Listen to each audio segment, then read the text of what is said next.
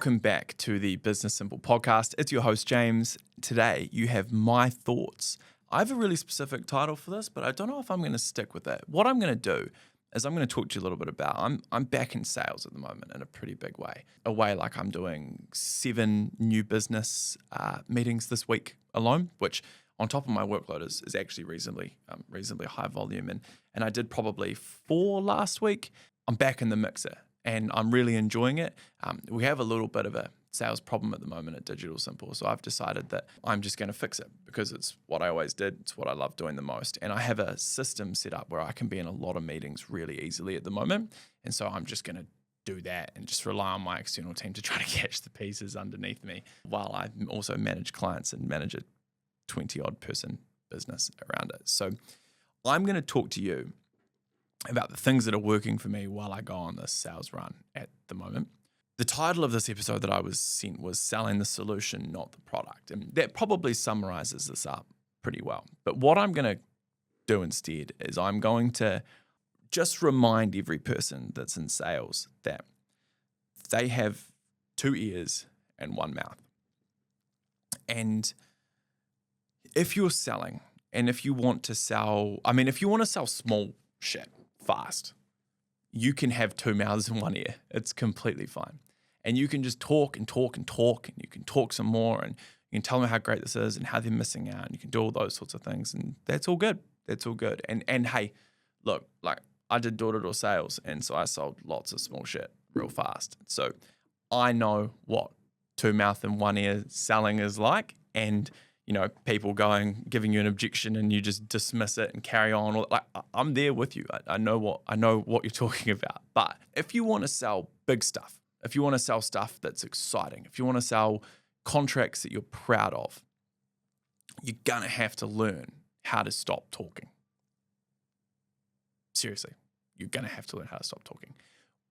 Any meeting that I've ever had that's been for a big opportunity, I would have talked 30% of the time, maybe. It may even be lower. I could actually pull up some stats from my AI bot. Essentially what I'm trying to get across with this, I take it back. I spoke 40% of the time in this meeting, which that probably sounds a little bit high for me, but I suppose there was some in-depth stuff I was explaining around some strategies and that sort of thing. But I spoke 40% of the time in this meeting. And that to me seems like a lot. Meeting this morning, I didn't have anything recording, but all my purposes when I'm in a sales opportunity, and it's quite a big sales opportunity, is to try and get the person to talk until they tell me their problem. So sometimes it's really easy. You go in, someone's like, I got a branding problem because I have this business and it used to be owned by someone else and that person did a really bad job and now I have it and I need to fix the brand. Cool. Why do you need to fix the brand? What is having a bad brand doing to your business? How's it negatively affecting you? Who is it who judges you around this bad brand? Who doesn't judge you? What are that? Like you need to dig and dig and dig. And then what I tend to find in the sales meetings that I'm doing is after you dig enough, eventually like opportunities just start popping up in front of you. So you'll be like, so if we could like talk to owners of companies like that through LinkedIn and we could create some really well-structured content that answered their question around, are you X? That would be a good idea, right? And they're just like, yeah. And I don't say it exactly like that, but that's sort of the essence of the conversation. They're like, yeah, no, that would be a really good idea. And you're like, cool. Okay. So I'll put that together in a proposal. Like, yeah. I'm like, cool. Hey, what do you think of your website at the moment? Oh, look, honestly, the website it was a rush job. It was a rush job. We're okay with it, but we're thinking that if we're going to do some more marketing, we should probably give it a refresh. Yeah, agreed. I can also chuck down the pros if you'd like. Yeah, cool. Great. And so, hey, when what other problems do you have at the moment? Recruiting. Recruiting. So you kind of see how like as you're selling if you're selling the solution, you must first find the problem. And the only way to find the problem is by letting someone else tell you what the problem is and asking them questions that guide them towards the problem. Sometimes, and I think this is where some people get a little bit caught up in their sales skills, or they think maybe they're a little bit better than they are. Sometimes people come in predetermined and they're going to buy off you before they even come in. And they're going to do that because they've had a referral from old mate around the road who said you're the best at what you do or something like that. And so you go on a bit of a run and you get 2 or 3 of those that come through and you get away with doing the wrong thing from a sales perspective. You sit there and you talk at them and you tell them how great you are. And they just sit there and they're like, yeah, you are that great. But they don't believe you're great because of what you're saying.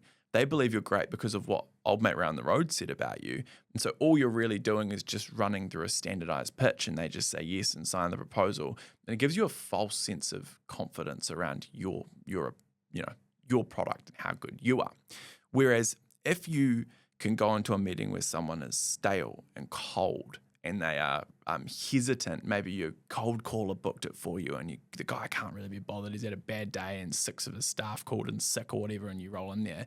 And if you can leave that meeting with someone going, I'm really excited to hear this proposal or see this proposal, that is a sign that you're actually selling. And the only way you will ever get to that point is if you can find the deepest, darkest, most worrying problems that this business owner has. You can bring them to the surface. And then if you have the creativity to provide him options as to how you might solve them in real time, I usually leave most of these meetings with I'm going to go and do some further research just to make sure my theory is correct kind of conversation. So I'll go, here's roughly what I think you're spending. Here's where I think the opportunities are. In real time now, I'm experienced enough that I can pull up a few different things, show them some stuff in real time, talk to them about some stuff that makes sense, and I can kind of get them coming along with me. But by the end of the meeting, I'm typically like, hey, here's kind of where I'm seeing you spend at. And I just want to go validate my thoughts. And then I'll send you through a summary and some strategy and some pricing. And the pricing is kind of just a small thing to check off as a part of this bigger thing that we're talking about, which is solving your problems. And you want to recruit people. Cool. Well, have you thought about your brand's impression in the market? Because I did a Google of you guys and I couldn't see much positive. And I jump on your social media and it's empty. And if we could get some videos of people smiling and doing work and some cool team culture activity and stuff like that, that'd probably be pretty unique in your industry. Yeah. And maybe we could show some of the bigger jobs because I'm sure people want to work on big jobs. Yeah, they do. Like, you can kind of see how you could walk someone through this process and solve lots of different solutions with one well-structured strategy. So the essence of this, I suppose, is if you're pitching someone, is make sure you're pitching around their problems, not around what suits you.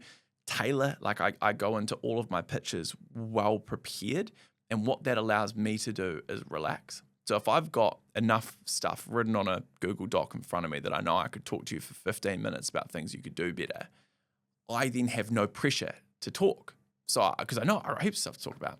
So instead what I do is I just sit in and I just go, how's business? And I just relax. And then they tell me. And then I start going, oh yeah, what about this? What about this? And I dig and I dig and I dig. And then like whack-a-mole, something will pop up and I smack it as soon as I pop up. Oh, we've got damaged brand because of this. Great. Here's an exercise that we went on with this person to improve their brand impression. Are you interested in looking at doing something like that? Yeah, we are. Cool.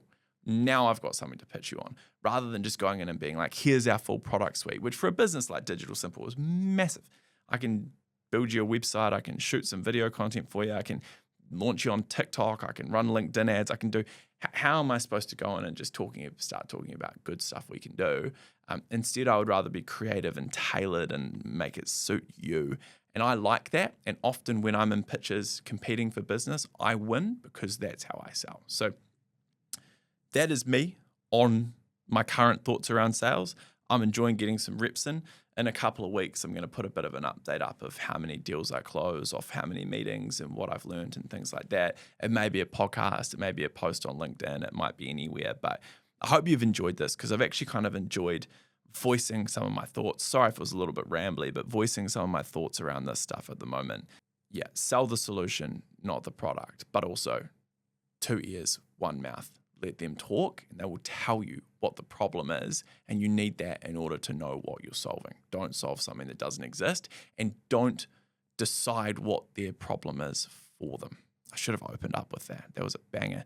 Anyway, hope you've enjoyed this episode. If you have, check us out on social media. We got platforms everywhere. There's a Business Simple podcast, my personal brand, James Digital Simple, and the Digital Simple Instagram.